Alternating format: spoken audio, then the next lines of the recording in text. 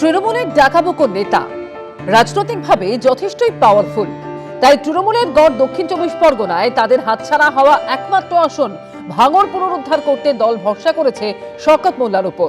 ভোটের প্রচারে নিজের পাওয়ার ধরে রাখতেই শওকত মোল্লার ভরসা কেমন ডায়েটে। সকালে যখন বেরোই তখন কর্মীরা মিছিল শুরু করলেই বা প্রচার শুরু করলেই ডাব দেয়, রাস্তায় ডাবের জল দেয়, বিভিন্ন ধরনের লেবু শরবত দেয়, এইগুলোই চলে।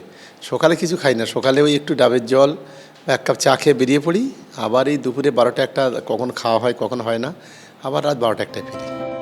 শওকত মোল্লার দিন শুরু হয় দুধ চা আর বিস্কুট দিয়ে, একটু বেলার দিকে তরমুজ, শসা বা অন্য কোনো ফল খান। দুপুরে পাতে থাকে ভাত, আলু বা বেগুন ভাজা, মসুর ডাল, মাছ, সালাড, মাঝে মধ্যে মাংস খান।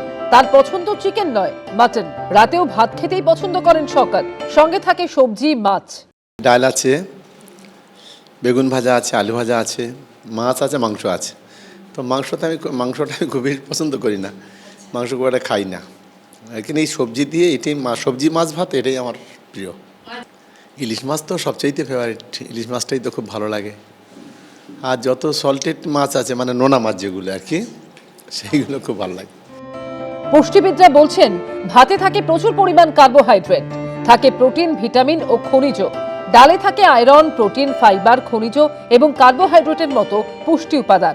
সবজিতে থাকে প্রচুর পরিমাণে ভিটামিন ও খনিজ পদার্থ। মাছ মাংসে থাকে প্রচুর পরিমাণে প্রোটিন। মাছ থেকে বাড়তি ভিটামিন এ ও ক্যালসিয়ামও পাওয়া যায়। আপাতত শওকতকে শক্তির রসদ যোগাচ্ছে এই মেনু। ঐশী মুখোপাধ্যায়, এবিপি আনন্দ।